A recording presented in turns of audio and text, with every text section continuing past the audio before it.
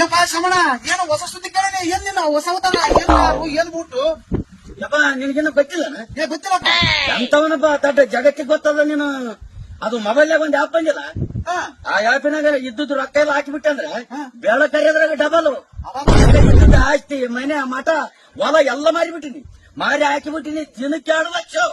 ಎಲ್ಲಿಡ ನಿಮ್ ರೊಕ್ಕ? ರಾತ್ರಿ 12 ಗಂಟೆಗೆ ಹಿಂಗ್ ಹೊಡೆದ್ ಬಿಟ್ರೆ ಕಲಾಸ್ ರೊಕ್ಕ ಡಬಲ್.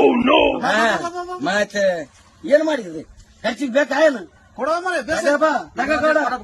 ಏನ್ ಓಟ್ ಸೊಯ್ರೋ ಮರ ನಾಳೆ ಹೆಂಗದ ಅಂತ ಬಂದೈತಂತ ಎಮ್ಮೋ, ಅದು ಯಾಪ ಬಂದೈತಂತ ಎಮ್ಮೋ.